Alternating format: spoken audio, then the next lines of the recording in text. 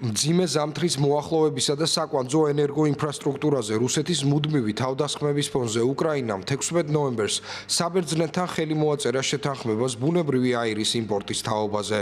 ათენში საბერძნეთის პრემიერ-მინისტრ კირიაკოს მიცოტაკისთან ერთად გამართულ ბრიფინგზე ვოლოდიმირ ზელენსკიმ განაცხადა, რომ უკრაინას საბერძნეთიდან ბუნებრივი აირი იანვრიდან მიეწოდება.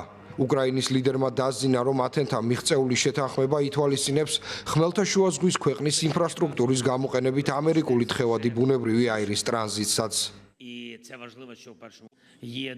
ჩვენ მივახციეთ ორმხრივ შეთანხმებას. მადლობას ვუხდი ასევე ამერიკულ კომპანიებს, შეერთებული შტატების ენერგეტიკის დეპარტამენტსა და პრეზიდენტ დონალდ ტრამპს იმისთვის, რომ გვეძლევა შესაძლებლობა ბუნებრივი აირი მივიღოთ არა მხოლოდ საბერძნეთიდან, არამედ საბერძნეთის გავლითაც.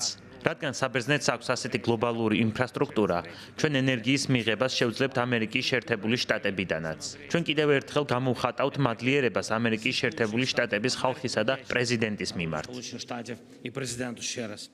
გაზი მილსადენებით გაივლის ჩრდილოეთ საბერძნეთიდან ალექსანდროპოლისის პორტიდან ოდესამდე. 16 ნოემბერს გამართული მოლაპარაკებების დროს ზელენსკიმ და მიცოტაკისმა ასევე განიხილეს საბერძნეთის მონაწილეობის საკითხი უკრაინის ომის შემდგომ რეკონსტრუქციაში, ძირითადად მშენებლობის, ჯანდაცვის, ციფრული ტექნოლოგიებისა და ძეგლთა დაცვის თვალსაზრისით. ბოლო 2 კვირის განმავლობაში უკრაინაზე რუსეთმა მასშტაბური იერიშები მიიტანა, რამაც ენერგოინფრასტრუქტურა მძიმედ დააზიანა. ჩვენ ყოველ ჯერზე აღვადგენთ იმას, რასაც რუსები ანადგურებენ. თუმცა ამას ნამდვილად სჭირდება დრო, დიდი ძალის ხმევა და აღჭურვილობა.